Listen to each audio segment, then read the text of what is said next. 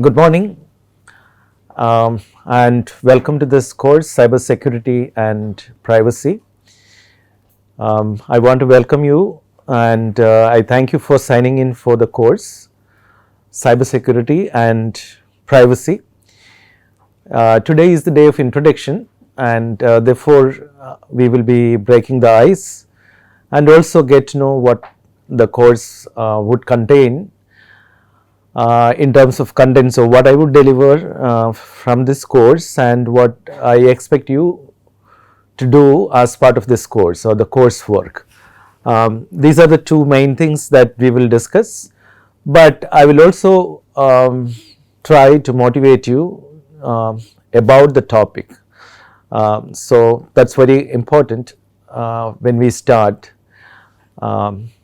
Is this topic important? Is cybersecurity an important topic? And should it really bother, or should it really be a matter of concern for practicing managers?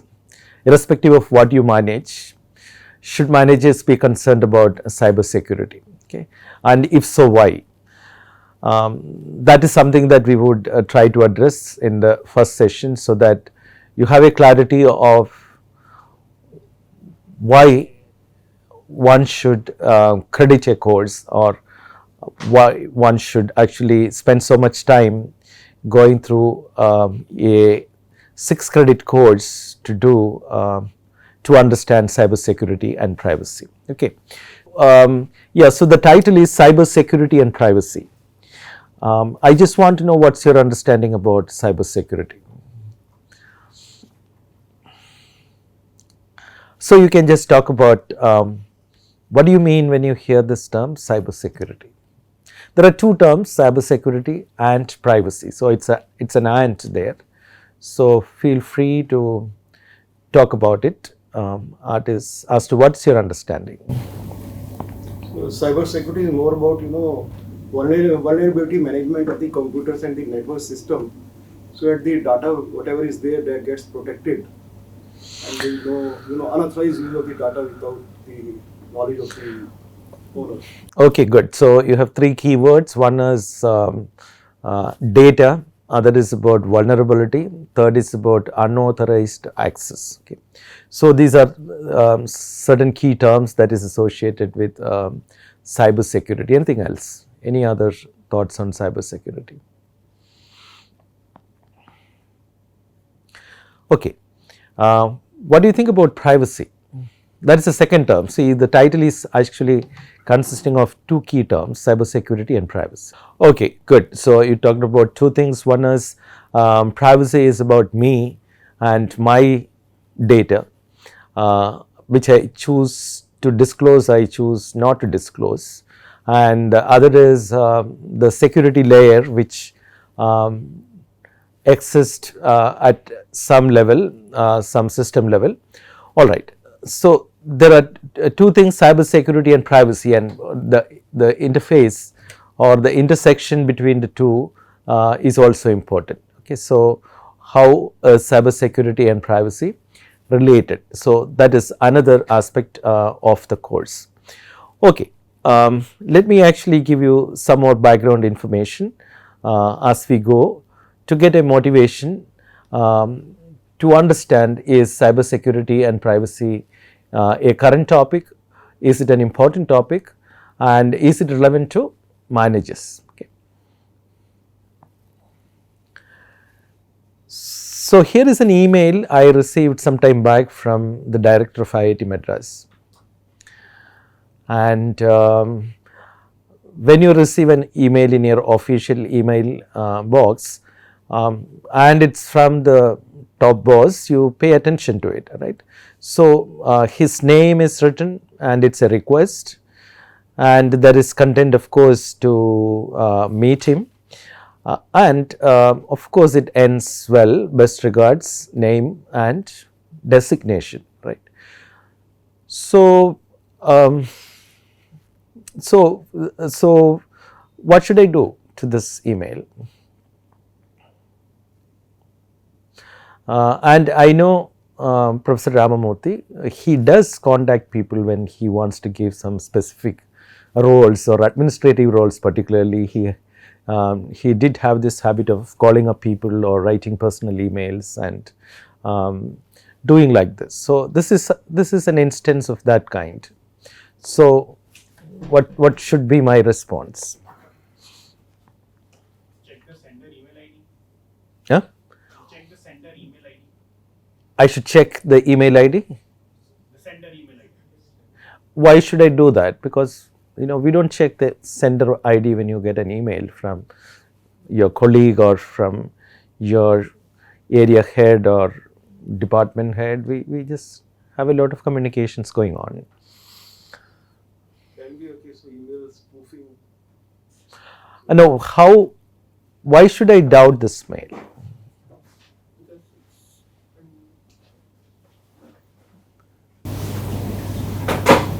Sir, there's no need to be suspicious according to me because it does not demand anything like sensitive information from you.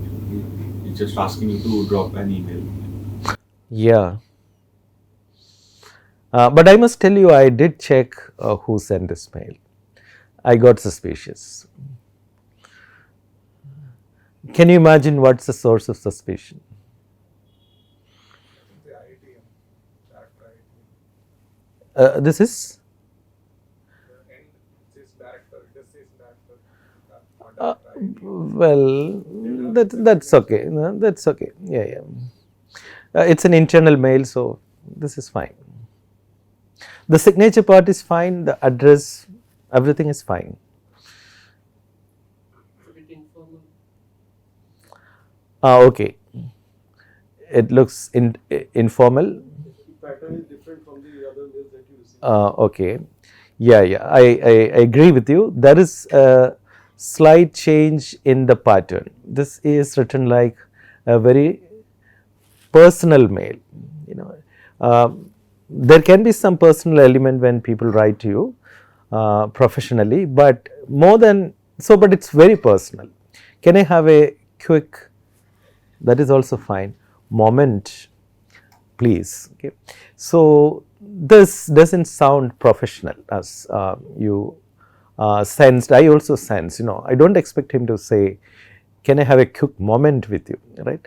So I became suspicious at that particular content. So this cannot be from the director, okay? Or this may not be from the director because this is not the choice of words when you typically write to a colleague or in a professional setting.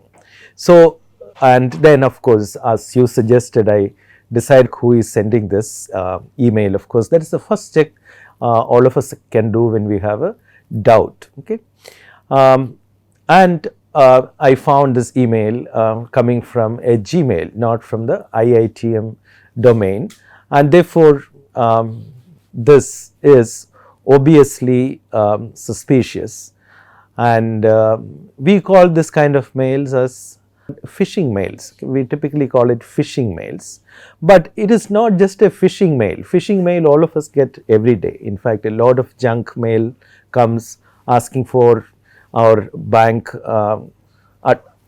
details or other kinds of personal information. We know that this is obviously phishing mail, but here it takes time to resolve this because it's a colleague or it's a director, and his address is given at the end, and the sender also knows that, well, I am a faculty member of IIT Madras and Professor Bhaskar Ramamurthy is the director, of course, the former director. So someone knows who is who in an organization.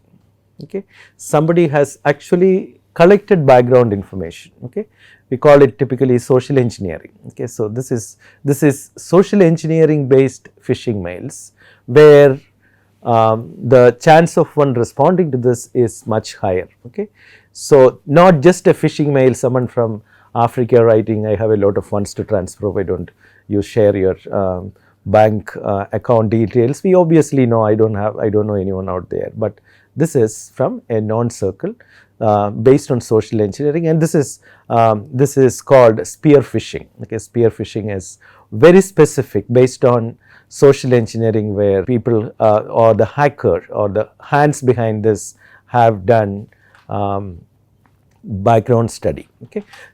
So then subsequently, of course, Professor Ramamurthy sent a follow-up mail to all the colleagues, because he knew that this phishing mail was circulating in the institute. Okay.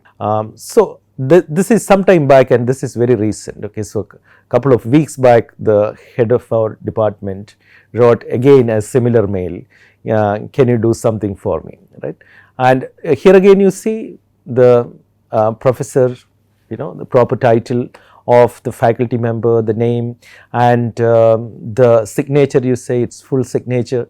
So you usually tend to reply immediately. So what I essentially want to say here is that we face this kind of problems, or this kind of threats in the world of internet, in the world of so-called cyber world often, and it's all part of our experience, or it has become part of our day-to-day experience. What I'm trying to do is to sample some instances which I came across either individually or from newspapers, and to give you a sense of what is going on in the environment in the current times. Okay. This is a text message I received, in fact 2 weeks back, and the text message asked me to do a verification of my PAN card. Okay. And it gives a link to the SBI side, and I'm sure all of you have. Most of us have our account in the State Bank of India. Okay. And of course, since as a request from a bank, you tend to respond to it, right? And it led me to this site, SBI, and this login page looks exactly the same. Okay. The bank logo, and whatever fields you generally fill in the same font, in the same format is given, and then you have to enter the CAPTCHA code, and looks like I should be entering this data and signing in to do whatever formality is required to keep my account on. But is there a problem here? I think by now all of us, or most of us, are familiar. So when you get a message to sign in somewhere, you go, and the first thing that you look is what is the website. Is it giving the right address, or it's giving a fake address? In this case, we know that this is not SBI website from where we sign in. It's online SBI, but it is something else. So as soon as, even when I sign into a bank account on a regular basis, I of course check the address, because sometimes a wrong address may pop in and we may be signing in, and the signing in data, including your username, password, may be going elsewhere. So yeah, let me continue this. So I just show you some things I faced as an individual. Okay, as an individual, or of course this phishing mail is something that went to everyone. So as a group or as an organization, we do come across instances of cybersecurity or cybersecurity related issues, and these are clips from leading newspapers of India, where it recently reported increasing number of cyber attacks. Okay, and the last piece is about ransomware attacks. Have you heard of ransomware attacks? Oh, okay. But denial of service attack is different from ransomware. We'll be discussing a case on denial of service. But ransomware is another kind of security threat, where the one who attacks, so the hacker, takes control of your machine and encrypts your machine, and ask you for money to release it. It's like when you lock your house and go away, and when you come back, you find that your house there is another layer of a lock on your house, and you can't enter the house because somebody else is locked. And the hacker is quite fair. Well, I will give you the key to enter, but give me some money, okay, and let's not make it complicated, just give me some money, the key is with me, take the money, take the key, unlock and go in, okay. So it's ransom, the word ransom is about, it's about paying to release someone, okay. So ransom, redemption, etc., related words. So you have to pay a ransom to release your machine from someone else's control, okay. Ransomware, in fact ransomware is one of the most frequent attacks, okay. In terms of threat intelligence in today's world, ransomware has become very common, and this is something about which the world as a whole is concerned about, okay. Here is a report again from newspapers. As I said, this is another sample which happened predominantly in the Western world, where the POS machines, the POS machines typically in a retail store, when you buy something and when you check out, there is a POS, point of sale machine, where you actually do the checkout process and make the payment and then take your items and come out. But if suppose in a very busy day on a retail store, if the POS machine stops working, okay, then the kind of chaos, and also the operations just stop there, because companies which are automated, they won't have a manual process to continue business, okay. So your shops just closed down, and this did happen in 2021, when retail stores which used the POS software built by Kaseya, okay. Kaseya is an IT company which provided POS solutions, and several retail stores in the West stopped because there was a ransomware attack. You see what is the ransomware attack? The hacker just want $70 million to restore the machine, and most of the times the hacker is is a good thief, you call it good thieves. You pay the money and it's done, the machine is released. But if you don't pay the money, it's very, very difficult, okay, to become operational. And generally in my reading, I found that companies just pay the money and restart the business, okay. The only exception I came across is in Chennai, okay. So Chennai Corporation's PCs were attacked by hackers, and it was a ransomware attack, okay. And the Chennai Corporation refused to pay the money, okay, because they found that their machines were very outdated, okay. So they were running on Windows 8, and it's very easy to take control of machines which are not updated with the operating systems, and they said, okay, let it be locked forever. So they didn't pay. But for critical business operations, when ransomware attack happen, okay, so it's huge loss, okay. So per hour loss will be very huge as compared to the ransom that the hacker is asking for, okay. So and that has become a serious nuisance in today's world. And here's more reports. So I'm not exactly following a chronological order in actually presenting to you the different cyber attacks that happened in the recent times, but this is November, December 2022. You must have read this in newspapers about All India Institute of Medical Sciences.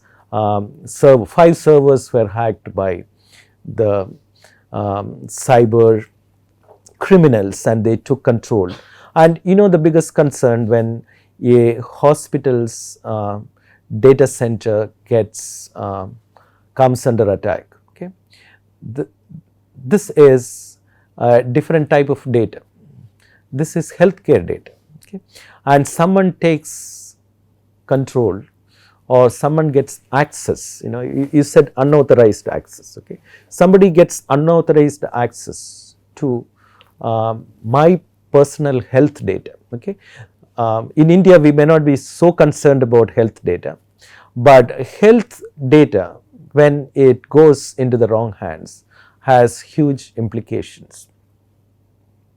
Can you imagine why?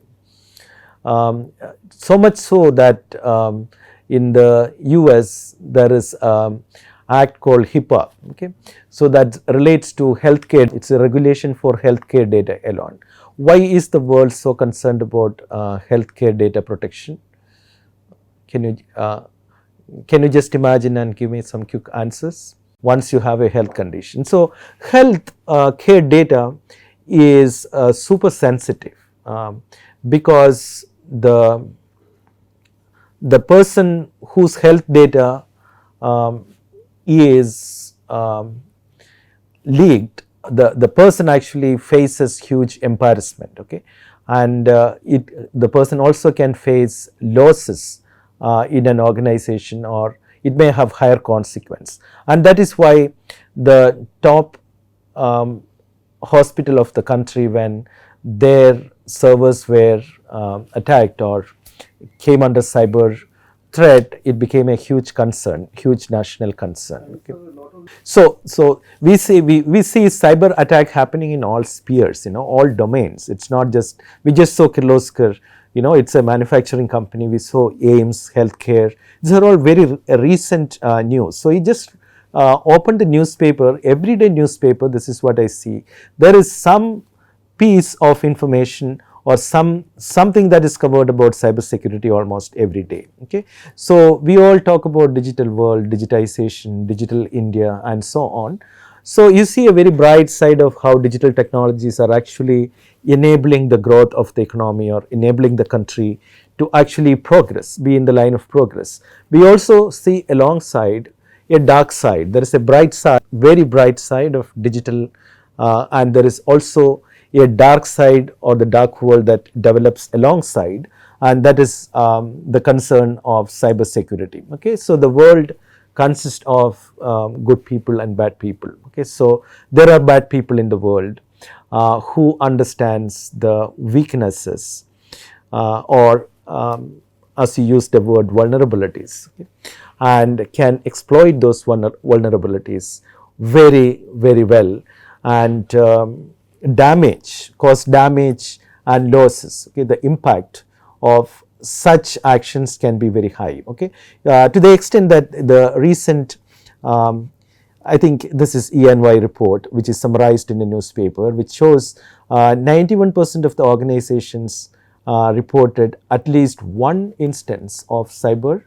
incidents in an year. Okay, at least one incident. So think about that, 91% of organizations do actually face at least one incident an year. Okay, and it goes on to report how cybersecurity is becoming a top priority for CEOs or leaders of the organizations. Okay. So this is this piece is of grave concern to me. Okay. So you know the changes that is happening in transportation.